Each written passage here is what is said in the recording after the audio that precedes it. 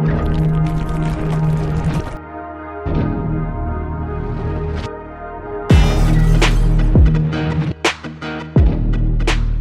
guys, the Apologetics Most Excellent here, and thanks for tuning into this video. And this one's going to be the second part in my Biblical Problem Passages series. So if you haven't seen the first part yet, make sure you go back and check that out after this. But in this one, I want to cover a passage in the book of Psalms, commonly used by skeptics to argue the Bible's contradictory. So the passage in question is Psalm 49, 7-9, which says, "Truly no man can ransom another or give to God the price of his life, for the ransom of their life is costly, and can never suffice, that he should live on forever and never see the pit." So skeptics, and even sometimes unbelieving Jews, because they reject the atonement of Jesus, will argue that this passage teaches that no person can ransom another person. So they'll say it's not possible that Jesus died to ransom people from their sins, because this Bible passage teaches that every man has to pay for their own sins, and no one can take their place, like what the New Testament says about Jesus dying for other people's sins to save them from going to hell, or as this passage calls it, the pit. And so how should we respond to this kind of argument?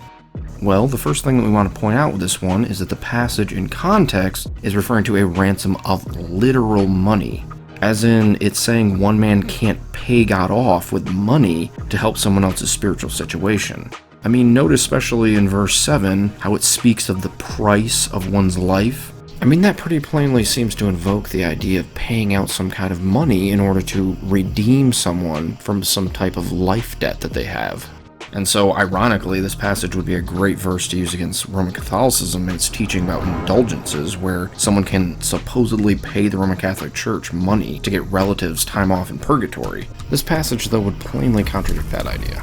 But verses 8 and 9, though, make a lot more sense in this context as well, also, because they're saying money is not of enough value to pay the debt that is owed to God. So the author's making the point that money is vain, and in the end, it can't save us. And also, it's important to note the surrounding context and its emphasis on literal money, because verse 6 had just got done speaking about the misplaced trust that the wicked put in their wealth and riches. Verses 7 and 9 then flow out of that thought, teaching that wealth is a false hope and that it can't ransom a person from hell. But even if that wasn't the actual context of the passage, and it was about a ransom of one man's life for that of others, this still wouldn't apply to Jesus, because Jesus isn't just a man. Jesus is God incarnate. So that would undermine the skeptic's argument for two reasons. One, because the psalmist would be saying here that the reason a man cannot ransom another man is because the first man's life is not valuable enough to be able to save the second man from going to hell. But because Jesus is God, and God is a being who's infinite in glory and worth, the sacrifice of his life would be of infinite value, and so able to pay any debt owed, no matter the cost or how many need to be ransomed. And the second reason would be that verse 7 says that a man cannot ransom other men, but it doesn't say God cannot ransom men. As a matter of fact, we have a similar situation to the first video in this series, because people who come to this text to make the argument that Jesus can't atone for men show that they're just cherry-picking verses, and they haven't really read or just don't care about the full context of this passage.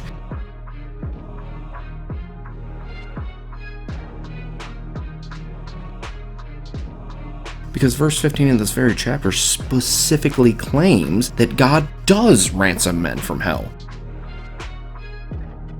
And so if the Christian believes Jesus is God, as the Bible itself teaches, then there's obviously no contradiction here.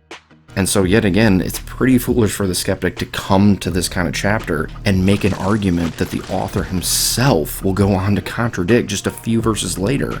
And not to mention, there are other passages in the Old Testament that specifically teach about men's sins being ransomed by Jesus, like in Isaiah chapter 53. And so the New Testament idea of Jesus giving his life as a ransom for men's sins is not contradictory at all to the Old Testament. In fact, as Isaiah 53 shows, it's perfectly in harmony with what the Old Testament teaches.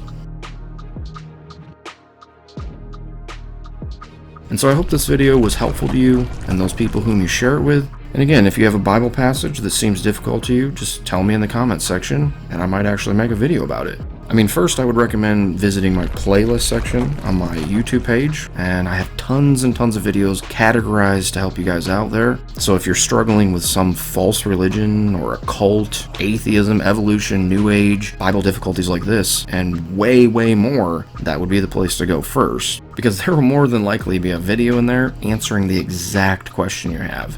And if not, hit me up in the comment section and I'll try to help you out. So thanks again for watching this video, and thank you also for getting me to the 5,000 subscriptions mark. I really appreciate it, guys, and all the love you've shown the channel throughout the years. Again, thank you guys, love you all, and Godspeed.